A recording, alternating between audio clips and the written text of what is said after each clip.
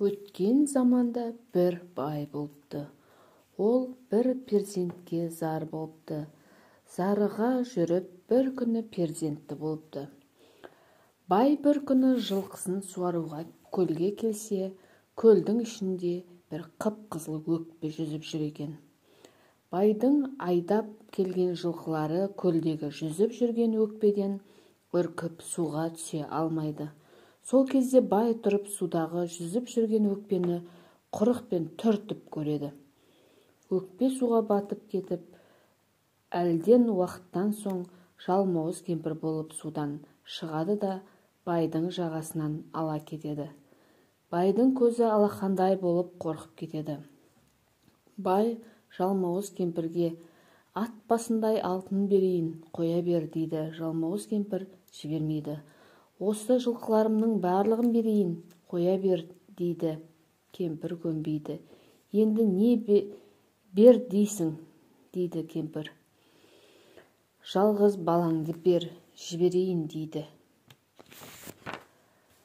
Бай жалғыз баласын бермек болады.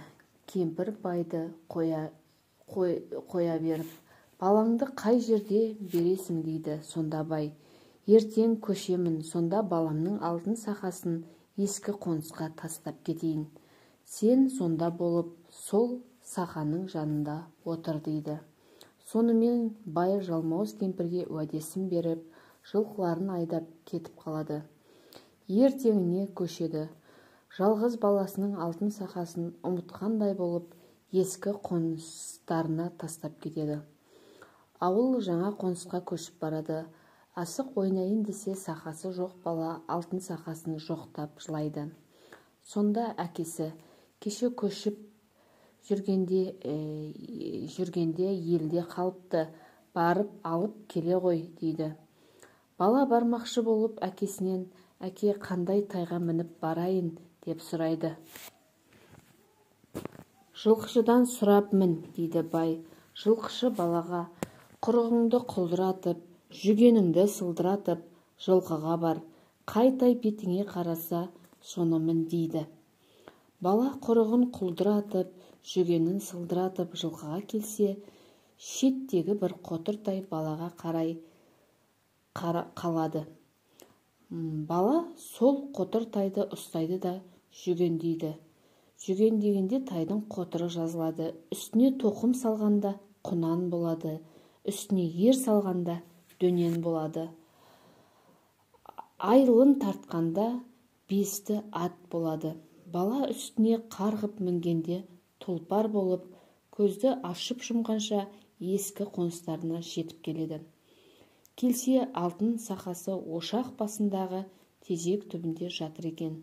Сақаның жанында бір кемпір отырады. Бала кемпірге, шеше ана жатқан сақамды алып берші дейді. Сонда кемпір, шырағым өзің түсіп ал, кәрілік, отырсам тұра алмаймын, тұрсам отыра алмаймын дейді. Сонда бала, мен жастықтан түссем, міне алмаймын, мінсем түсе алмаймын дейді. Сонда баланың тайы сақаның жанына жата қалады. Бала үзеңгіден аяғын суырмай, сақаны іліп алып қашады. Жалмауыз кемпір тұра қуады. Бала қашып келеді. Әрі-бері қуып жете алмайтын болған соң кемпір бір тісін жұлып алып атып жібергенде тайдың бір аяғын жұлып түседі. Тай үш аяғымен қашып жеткізбейді. Кемпір тағы бір тісін жұлып алып лақтырғанда тайдың екінші аяғы жұлынып түседі. Тай екі аяғымен шауып бара жатып жолында бір бәйтерекке кездеседі. Тай әлсірейді. Терек жанына бара бергенде бала тайынан секіріп түсіп бәйтеректің басына шығып кетеді. Жалмауыз кемпір бір тісін суырып алып бәйтеректің түбін кешке дейін қазады. Бір кезде бір қызыл түлкі келеді кемпірге, шеше шаршаған екенсің, мен қаза тұрайын, сен ұйықтап ал, демал дейді. Кемпір жатады. Түлкі түсті суға лақтырады да қазған шұқырды қайта бітеп өзі кетіп қалады. Кемпір тұра берсе, тісі де жоқ, түлкі де жоқ.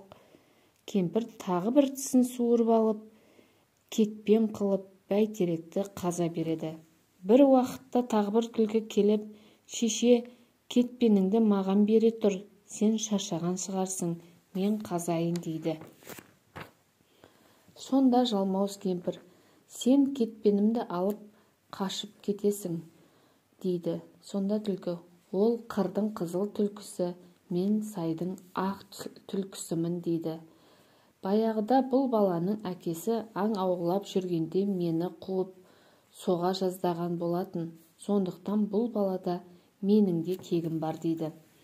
Жалмауыз кемпір түлкінің сөзіне сеніп, кетпенді түлкіге беріп, өзі ұйқыға кетеді. Түлкі тағы да кетпенін суға лақтырып жібереді де, шұқырды бітеп, өзі қашып кетеді. Кемпір тұрса, тағы да кетпені де жоқ, түлкі де жоқ. Алда ойбай-ай, алдаған екен ғой, деп тағы да бір тісін суырып, кетпен қылып, бәйтеректің түбін қаза береді. Сонда кемпір аузын ашса, бір ақ тісі қалыпты. Кемпір бәйтеректің түбін қаза-қаза құлатуға жақындатады. Бір заманда баланың төбесінен бір топ қарға өтеді. Бала қарғаларға, ау қарғалар, қарғалар, қанатымен жорғалар, жайлаудағы бес төбетіме хабар айта кет, мені жалмауыз кемпірден арашалап алсын, дейді. Сонда қарғалар қарқ-қарқ етіп ұшып кетеді. Бір мезгілде үйректер төбесінен ұшып өтеді. Бала оларға да айтады.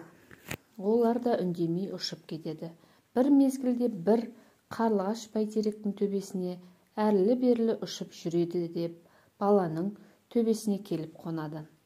Бала қарлығашқа жылап тұрып, оған да тапсырады.